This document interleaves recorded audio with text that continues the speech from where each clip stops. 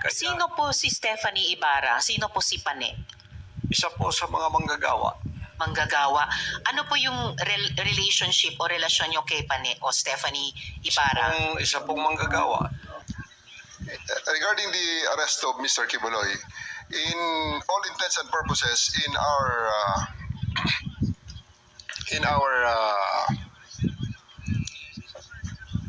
whole operations, he is arrested because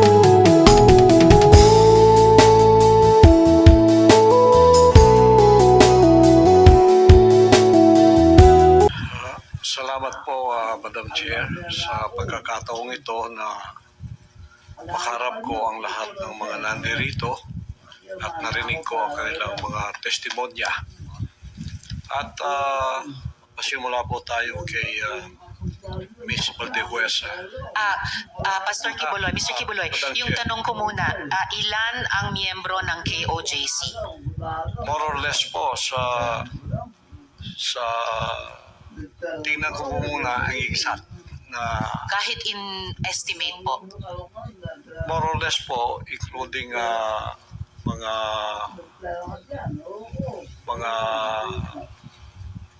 partners, yung ibig sabihin ng partners, yung hindi pa membro pero covenant partner na sila, mga more or less 7 million. So kasama, so miyembro plus covenant partners, mga 7 million Oo. sa inyong pagkabilang. Okay, sa mga follow-up question ko po, dun sa mga testimonya na ng mga victim survivors, sinexually abuse nyo ba ang mga babae at mga minor de edad? At Wala ginamit pong- nyo ba ang relihiyon para i-sexually abuse Wala sila? pong katotohanan yung kanilang mga sinabi. Kung meron po silang mga charges na kriminal laban sa akin, malaya po silang mag-file ng kaso at doon ko haharapin at sasagutin sa tamang forum sa korte ng ating lupa tulad ng kinakarap namin ngayon. And actually, on that matter and for the record, may at least isa sa victim survivors na dati nang naghain ng kaso sa inyo dun sa Davao, kaya lang dinismiss. Kaya inappeal nila sa Department of Justice. Yun naman pong mga testimonya ni na Ms. Valdehuesa at ni Julia, tinatanggi nyo ba ang mga testimonyang iyon? Tinatanggi ko po, wala pong mga katotohanan yung kanilang mga sinasabi, kundi sa aking paningin ay kabaligtaran. Ngunit inahamon ko po silang mag-file ng kaso sapagkat ito ay mga kriminal na mga allegations. At ito ay para maging fair, ay maghain po sila ng mag-file sila ng kaso laban sa akin o kanino mang kanilang gustong mag-file laban sa mga kingdom na leaders or members, because we are under the law of the Republic.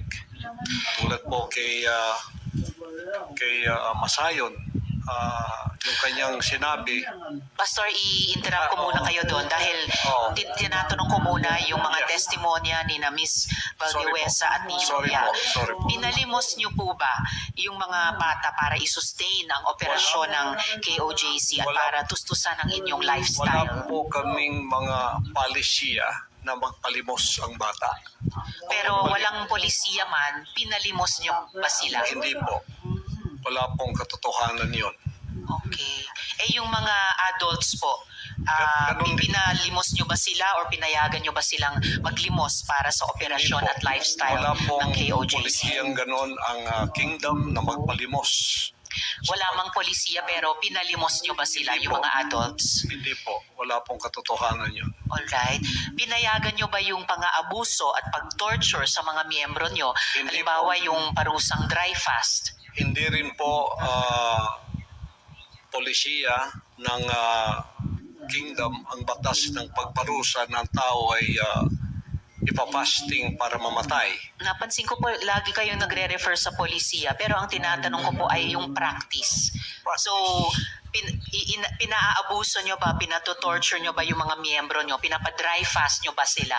Sa freedom of religion po natin, meron tayong separation of church and state. At tulad ng sinabi ko, yung fasting ay voluntary kung tatanggapin mo. Hindi po ipinipilit. Alright. Kayo ba yung nakaisip nung modus na piliting magpakasal yung mga miyembro nyo na hindi naman magkarelasyon para manatili sila sa ibang bansa? Sino pong nakaisip nun, nung modus na yon? Because this is under the investigation already, I invoke my right to remain silent on this issue. Alright. Quickly lang po kay Ate Gingging, yung dry fast po ba, voluntary ba ito? No, for sure. No. Alright. Salamat It po. was an instruction. Instruction. So, hindi siya voluntaryo, instruction or utos siya. Alright. Salamat po. Mr. Kibuloy, boses niyo ba yung nasa audio file kanina, yung binabantaan mo yung si Stephanie o si Pane? Kailangan po i-authenticate kasi ngayon malakas ang AI. So pero boses niyo ba yon yung nagbabanta kay Pane o kay Stephanie? It appears na parang boses ko pero Alright. hindi ko po ma-authenticate kasi ngayong panahon na to malakas ang AI. At Kaya- sino po si Stephanie Ibarra? Sino po si Pane? Isa po sa mga manggagawa. Manggagawa. Ano po yung relationship o relasyon nyo kay Pane o Stephanie Ibarra? Isa pong manggagawa. Isang manggagawa. Pero hindi ba totoo na kinupkup nyo siya, kinuha nyo sa inyong pag-aalaga nung siya ay 2 years old pa lamang? With this issue po kay Pane, I invoke my right din to remain silent. Alright. So, pero sa pagkaalam po namin, inalagaan nyo siya nung bata pa lamang siya. So, parang naging tatay kayo ni Stephanie o Pane Ibarra. Tama po ba? I invoke my right to remain silent po sa issue na yan. Okay. Kasi sa audio file naman po, sa kabila nung sa pagkaalam ay kinupkup nyo siya nung 2 years old pa lamang, bata pa lang siya na parang naging tatay kayo niya. Pero sa audio file, bakit parang asawa nyo kung ituring itong si Stephanie o Pane? I invoke my right to remain silent on the Alright. issue rin po. Ngayon po, kino-confirm nyo po ba na meron kayong isang hukbo o private army sa inyong disposal? At ano po iyang tinatawag na angels of death? Yan po ay kasinungalingan at kung yan ay akusasyon, inihiling ko ang accuser na mag-file siya ng kaso laban sa akin. Okay. So, sinasabi nyo kasinungalingan yung isang hukbo na nasa inyong disposal. Pero ano naman po yung angels of death? Hindi ko po, invento po nila yan. Invento lamang. Ano ang kanina po kasi sinabi po ni Sir Edward na yung ano ba ito? Yung saan na ba yung words ko? Teka ha. Kay Edward. Yung 2nd Metro Davao Signal Battalion ay may kaugnayan sa Task Force Davao. So, ano ang ugnayan kung mayroon ng Angels of Death dun sa DDS o Duterte Death Squad naman? Wala po akong personal knowledge niya, so I invoke personal my knowledge. right to remain silent on that issue also. Alright. Tapos, pwede nyo bang ibahagi sa amin, mula sa perspektiba nyo, yung detalye ng law enforcement kung papaano nakuha nila ang kustodiya sa inyo? Pakiulit po.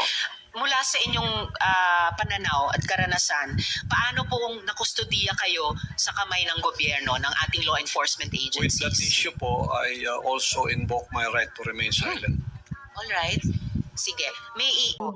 So, maaari mo bang ikwento, Sir Edward, yung encounter na iyon?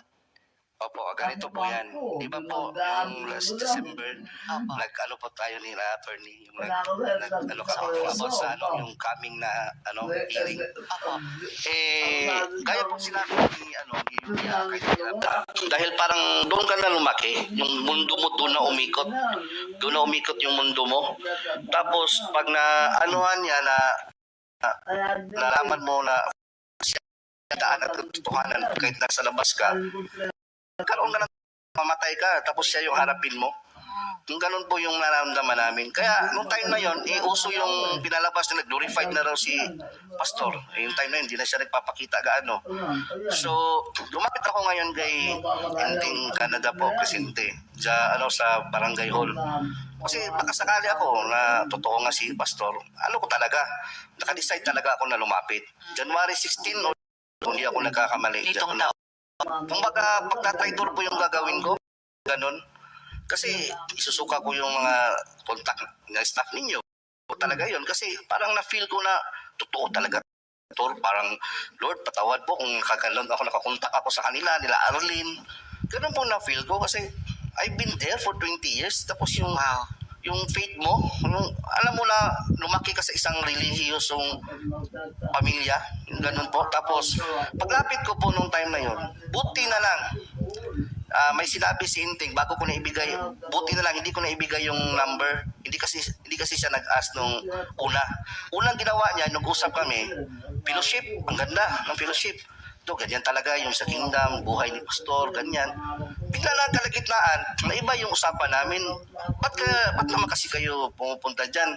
Ba't naman kasi kayo nag-testimony dyan? Hindi mo alam. Baka may riding ang tandem na paglabas mo. Ganon. Riding in tandem. Yung ba ang sabi niya sa akin? Baka may riding in tandem. Ano pang sinabi niya sa iyo? Tapos silang bayon daw, Tandem. yung silang bayon po, yung military po na namin, yung naka-DS po kay Ibuloy, sabi niya, silang bayon bago lang may pinatay. Anong pangalan nun? Lambayon po apelido, Lambayon. parang Dino ata yung pagkakaalam ko. Nilo Lamba. Dino. Dino Opo. Lamba. So nung sinabi ni Mr. Canada yan, Enteng Canada, na isang riding in tandem lang yan,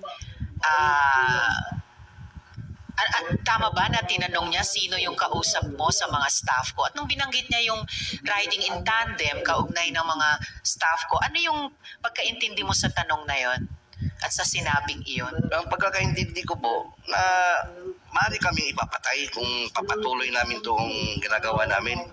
Kasi pagbanggit niya na silang bayon, doon po ako na medyo na, kasi silang bayon po kasi, kasama ko yan sa Julo, na nagharas doon sa mga native doon, yung mga nakatira sa Julo. Ang mga lumad. Lumad po. Aha. Pumunta nga, yung ebidensya, marami tayong ebidensya.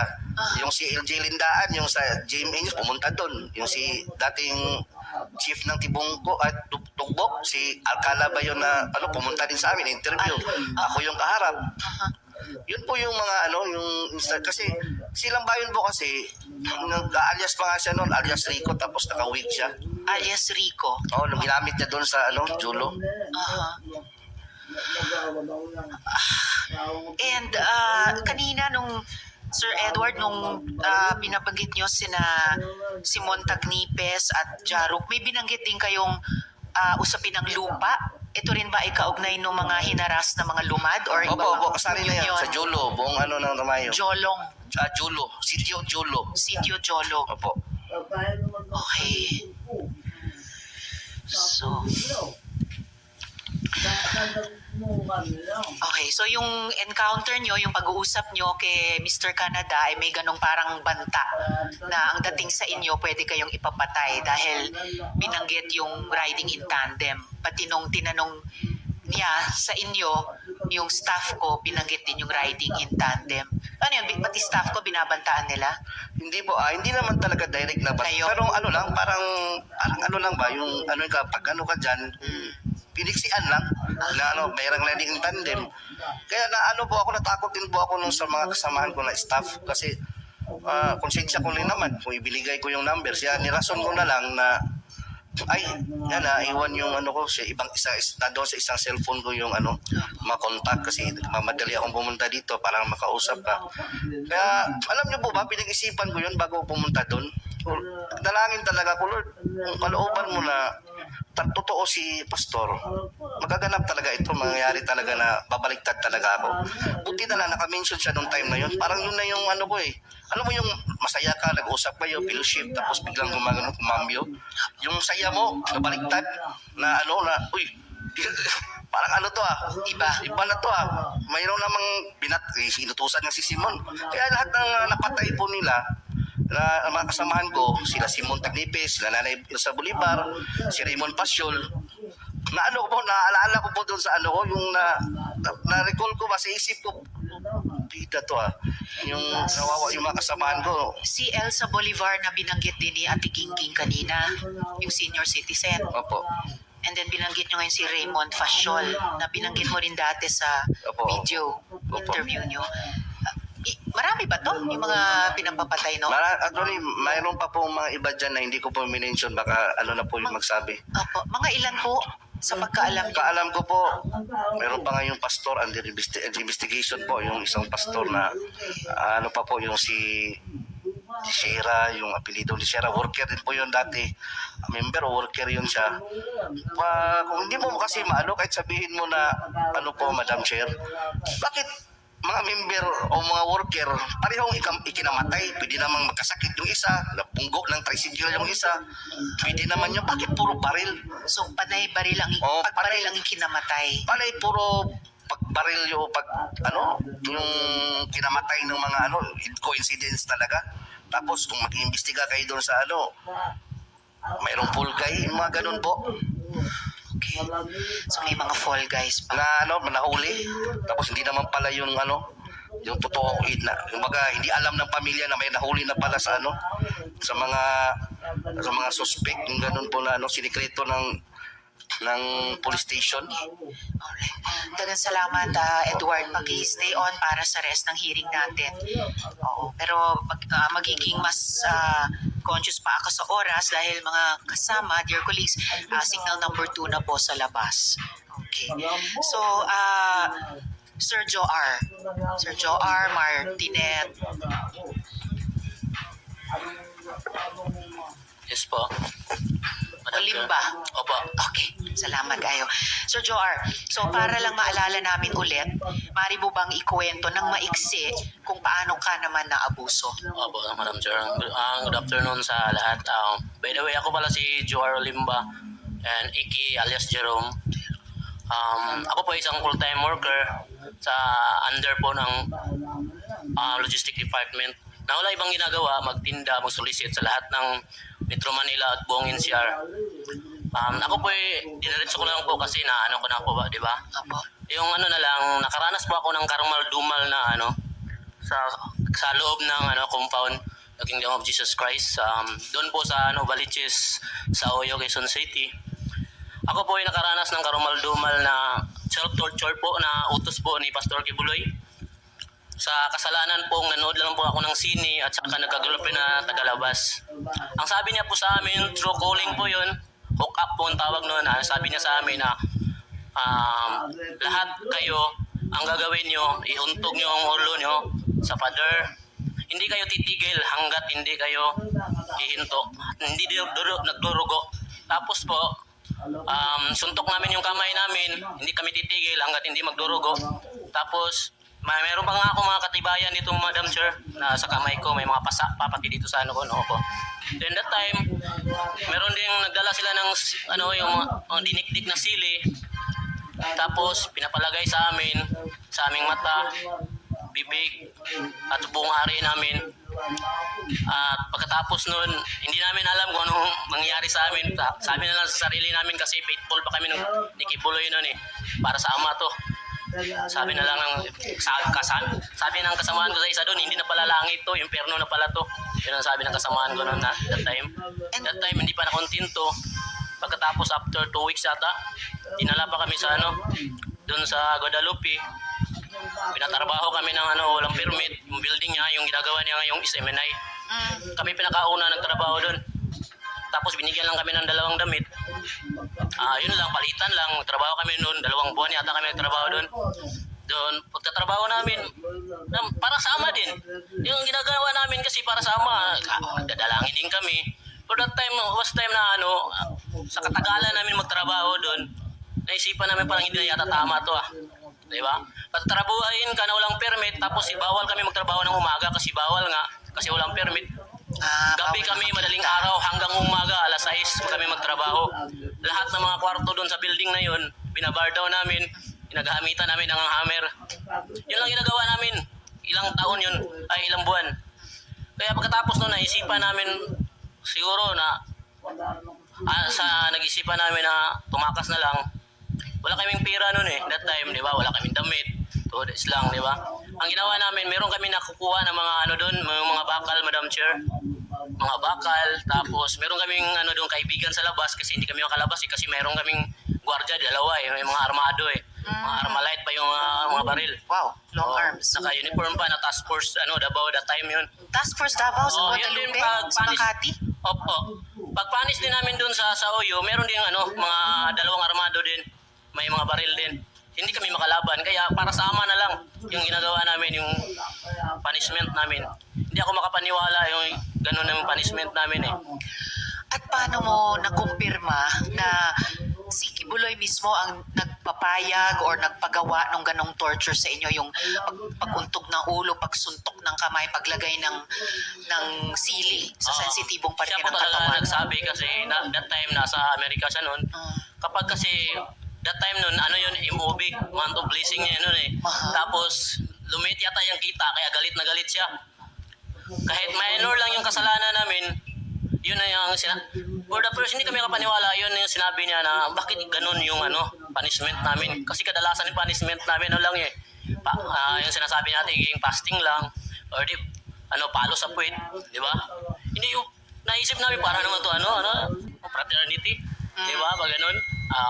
That time, tinawag kami lahat, pinahakyat kami sa taas.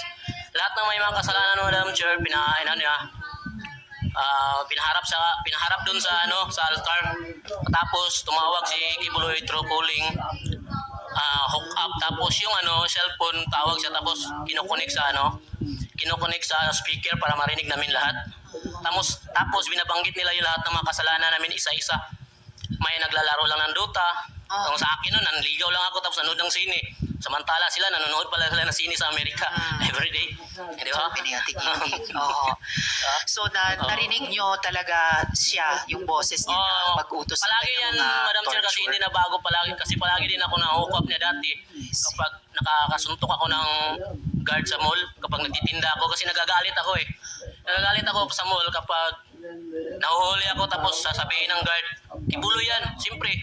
Magpakamatayan kami para sa kanya, di ba? Ihanda namin, buwis namin ng buhay para sa kanya. Ayaw namin, kasi yun ang utos namin, hindi dapat si Kibuloy. Hindi siya masali sa ginagawa namin na paghahanap ng pera. Diba? At tama ba, Sir Joar, yung balita namin na pagkatapos lumabas yung video testimony mo nung sa nakaraang hearing, ay kinasing yung maliit mong karinderya? Opo, meron kasi tinanong ko po yung may-ari ng, hindi to kasi pagkatapos hindi ako umuwi doon kasi natakot na ako Tinawagan ko yung may-ari ng inuupahan ko doon sa karinderya ko. Sabi sa akin, huwag kang muna umuwi dito kasi mayroong mga tao dito nagpipicture tapos naghahanap saan daw ako. Kaya hindi na ako umuwi. So, Yun lang, hinanap nakita ka ako. by name. Oo, yun lang. Pero hindi ko naman sabi kung sila yun. Okay. Okay, salamat kayo. Thank you Salamat, po, Madam Sir Joar. At ngayon gusto ko rin matanong si Ms. Jocelyn Mondehar.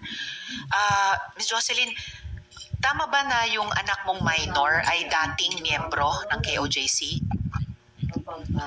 Yes po, Madam Chair. At yung anak niyo po, siya din po ba ay pinalimos ng Yes po. KOJC? Okay. So, bakit mo siya kinuha sa KOJC, yung anak mo? Gusto ko po sana umpisahan yung Yes, sige po. Briefly kung So, maaari. Sige po. mapagpalang araw sa ating lahat po, no? Gusto ko lang itong i-share, hindi dahil galit ako. Kasi napakabuti ng Diyos sa akin. Ngayon, simula nung nag-withdraw ako ng loyalty, nagpaalam ako sa office ni Mr. Kibuloy dito sa May Angono, KLC. Last year, nagpaalam ako na mag-withdraw ako. Kasi ayoko na magsimba pa dyan or maniwala, magiging patuloy na maging sympathizer kung nagdududa na ako sa kanya. So, nirespeto ko pa rin yung ministry niya. Paalam ako. Tapos yung, dati po akong full-time din, 1993 Katulad din ng iba, pinapaginawa din kami taga-produce ng pera pero sa paglilimo sa iba't ibang paraan. Ako, umaakyat ako ng bus, o gamit yung mga iba-ibang association, lahat-lahat na lang ginawa namin.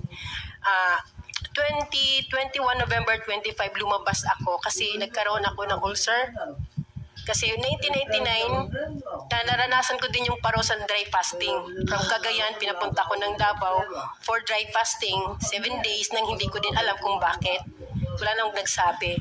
Until now, ano ko pa yun? Yun ang ano ko ngayon. Kasi nagkaroon ako ng ulcer nga hanggang ngayon. Ano ko pa rin yan. Yun pa rin ang sakit ko. Tapos, year 2021 April, naimbitahan yung anak ko na 13 years old. Actually, 3 sila. O yung kasama din yung anak kong 13 years old sa Angono KLC para daw sa preparation for youth camp practice. Tapos pinayagan ko lang kasi mas gusto ko kasi bilang isang ina, gusto mo mga anak mo mapalapit sa Diyos para hindi mapariwara. So pinayagan ko. Nagulat ako dumating yung gabi, yung 2 anak ko na lang ang nakauwi. Yung panganay ko tsaka yung sumunod ko sa bunso. Yung 13 years old ko, hindi nakauwi, hating gabi na. So wala akong alam. Inano ko yung ministro nila assign kung nasaan. Tinanong ko through chat. Hindi rin niya alam. Tapos nalaman ko na lang sa may kapitbahay ko na member din nila na dinala pala yung anak kong 13 years old sa tinatawag nilang glass house. Itong glass house na to, ito yung dinadalhan nila ng mga young people na nare-recruit nila for training sa logistics, yung pagtitinda. Doon nila dinadala sa glass house. Exclusive yun sa mga young people. Doon nila dinadala. Tapos hindi ko kagad na, wala akong means of communication sa anak ko kasi wala naman siyang cellphone. Tapos after 3 days, sa pangungulit ko doon sa ministro nila, nakausapin ko yung anak ko. Nakausap ko siya sa cellphone through sa youth leader na na-assign si Rima Fauni, yan. Tapos yun nakausap ko siya, bigla akong nagulat dahil ang nag-iba yung salita niya. For a 13 years old, nagulat ako. Mama, hindi na ako mag-aral. Kasi babalik na ang Panginoon. Tapos si Pastor Kibuloy mag-glorified na. So nagulat ako kasi bagong member lang yung 13 years old ko at that time. Masipag yun mag-aral. Talagang sobrang sipag niya mag-aral. Nagulat ako, ganun na ang salita niya. Tawag dito, sabi ko, anak, ganito yan kasi dati akong worker dyan so alam ko. Kahit pa mag-glorified si Pastor Kibuloy or bumalik ang Panginoon, magpatuloy ang mundo, hindi totoong matunaw ang mundo. Kailangan mong mag-aral kasi yun ang tama dahil minor ka. Tapos hanggang sa hindi ito na yun, ito na yung ito na yung gusto ko.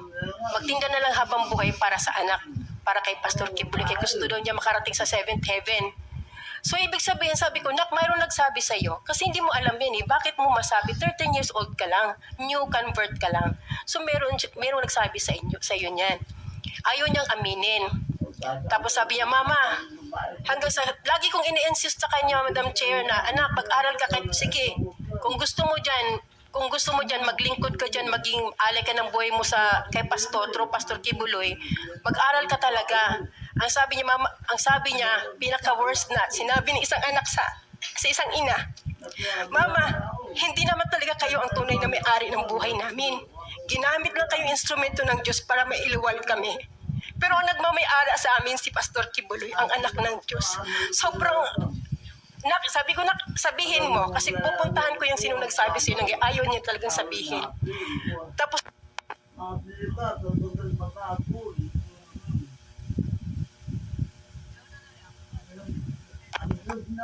Ayun, okay na. Actually, Miss Jocelyn, talagang, sa puntong yan talagang napakasakit marinig at nakakabahala sa isang ina. Pero baka senyales din ito na kailangan din natin pagkatapos nyo ngayon marinig si Mr. Kibuloy at marinig sina General Torre bago lalong sumama yung panahon. So kung maaari ko kayong pasalamatan sa punto pong ito, pero kung mayroong pang mga tanong mamaya please stay on. pwedeng last na inanong ko na lang Sige po, Miss Jocelyn. Kasi dito po nagpatuloy na siya doon. Tapos dahil sa ko na ipag-aralin siya, dito ang pinakamalaking problema dahil piniki nila yung pag-aaral ng anak ko. Kinuha nila yung report card, previous report card ng anak ko ng grade 8. Tapos PSA, kunyari in-enroll nila. Pero sa isip ko bilang isang ina, paano ang isang bata nakakapag-aral ng mula umaga hanggang gabi, madaling araw, nagtitinda ng otak? Di ba hindi yun, hindi dapat? Paano makapag-aral isang bata? 13 years old lang yung anak ko. May sakit pa siya sa baga kasi mahina ang baga noon. Lagi kong sinasabing may sakit sa baga ang anak ko. Tapos ma'am, nung time na sinasabi nila na ini-insist ng youth leader na nag-aaral yan te. Ito yung Rima Fauni. Opo. Pati yung dalawa yan sila, si Carla Guillermo. Oo. Okay. Tapos ma'am, nagpatulong ako sa teacher niya dati, grade 7. Ma'am, pakitrace kung talagang ba na-enroll ang anak ko. So, sabi ng teacher niya, ma'am, kahit kahit saang school, wala siyang makitang pangalan ng anak ko na naka-enroll. Pero sinabi niya naka-enroll. Tapos nung time na nalaman ko yun, ma'am, pinagpursige ako. Sabi ko, pupuntahan ko yung hideout nyo kasama ang DSWD at DepEd, may kausap na ako. Siguro sa takot nila iskandalo, hinatid nila yung anak ko sa bahay. So pagdating ma'am pagdating nun sa amin na to make the story short, nakauwi ang anak ko. Dahil siguro napilitan sila. Pag-enroll ko ma'am ng grade 9, sinubukan ko i-enroll ulit sa grade 9. Kahit sinasabi nila na na-enroll sa grade 9, sinubukan kong i-enroll sa grade 9 para makita ko kung anong reaksyon ng bata. Kasi kung totoo nag-aral siya, niya ako, mama hindi, kasi na-enroll na ako doon, nag-aral ako. Wala siyang kahit anong reaksyon, ma'am. So na-confirm ko na hindi talaga siya nag-aral. Tapos isa Salamat, pa, Miss ma'am, Jocelyn. pinatanong ko po sa teacher, pina-interview ko ma'am siya sa teacher. Kung nag-aral ka, sino ang teacher mo, kung online man o sino ang principal mo sa JMC. Ma'am, Jose wala po Maria siyang College. alam.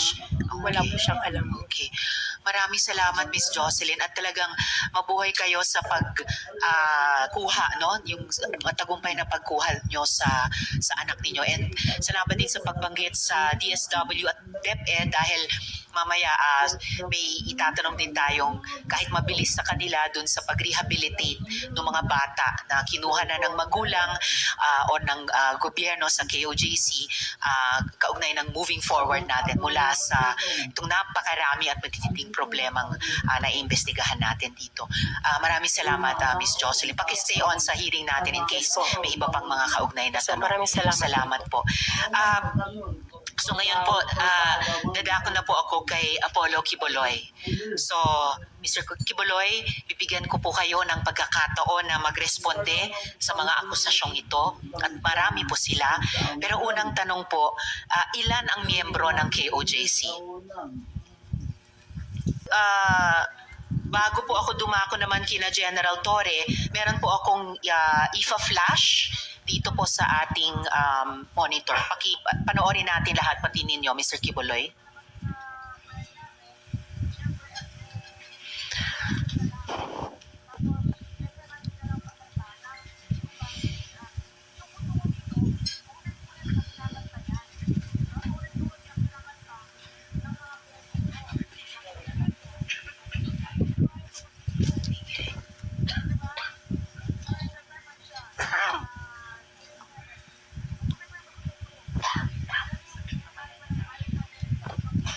Inaayos lang po yung pag-flash natin dito. Naglalag lamang po pero andito na dito sa gilid.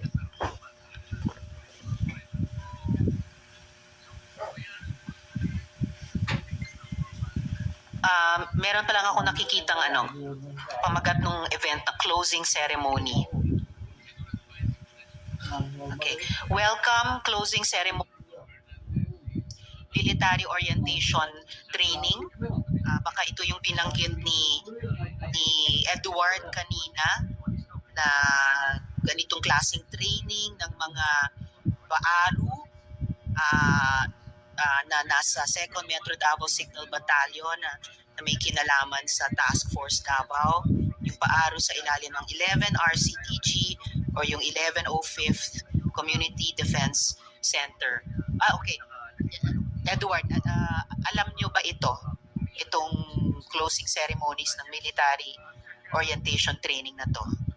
Madam Chair, una sa lahat, yung curriculum po yung Davao is separate po yun, iba yun. Opo. Unang training po yun ng batch ng worker. Okay. Pero lately, naging pumasok na sila sa Paaro. Ah. Yun yung national. Separate po yung task force Okay. sa Paaro. Yung Paaro nag-start 2015 po. Okay. Second Signal Battalion. Okay. Diyan po yung mga lately na yan na mga batch Mhm. ng mga ng mga training po. Kasi hindi lang naman sa aming batch 2015 yung may training eh.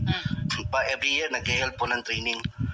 Kung mapapansin niyo po, pagkakaalam ko hindi pa Brigadier General po si Buloy nung time na yan, nung time namin. Parang bago lang ata yan naging Brigadier General sa reserve unit. Yes, na nakikita natin sa litrato na natakpan lang ng bilog sa kanila pero BGen, Pastor Apollo C, na I suppose Kibuloy. Apo. Pwede nyo bang i-confirm ito, Mr. Kibuloy?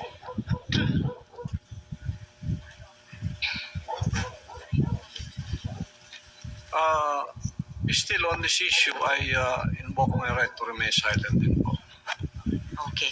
So ang kaya ko noted, ini-invoke nyo ulit yun, ang kaya ko ipinakita sa ating lahat ito, dear colleagues, ang mahalaga, ang military training na ito, lumalabas ay para alagaan si Mr. Kibuloy, hindi po para sa bayan. Na ang alam natin sa ating mga armed services, yun talaga ang mandato nila.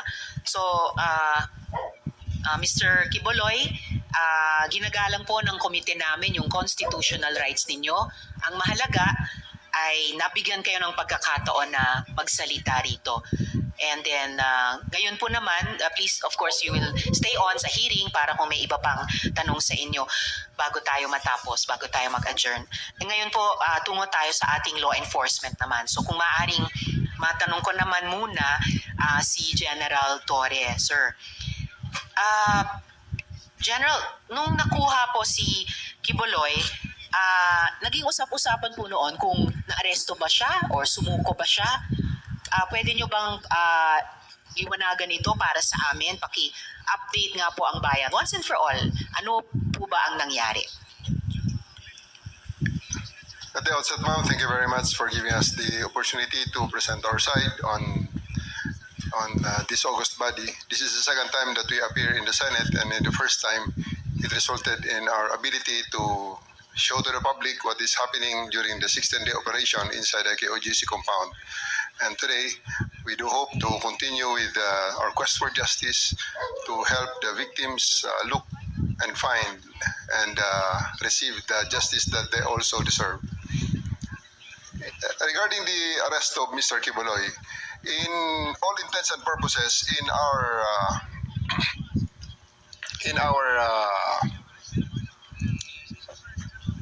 whole operations, he is arrested because he submitted himself to my representative because he has no other options other than submit himself to the custody of the law, because whether he like it or not, he has no other options during the time, because I have 4,500 people around him inside this compound, and 1,200 is concentrated on the two buildings that he has control of.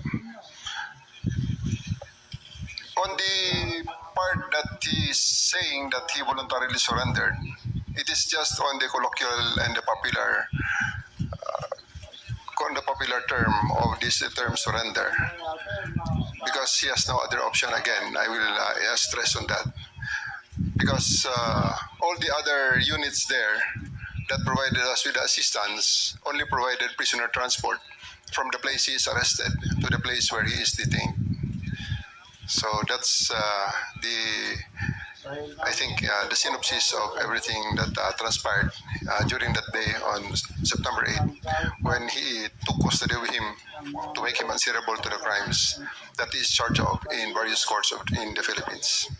Salamat po, General. And bilang isang sibilyan, isang mambabatas, naiintindihan ko na anuman yung colloquial or popular term na gamitin, ang outcome ay nasa kamay na siya ng ating mga otoridad dahil sa environment na na-create nyo on the ground, no, kasama itong 4,500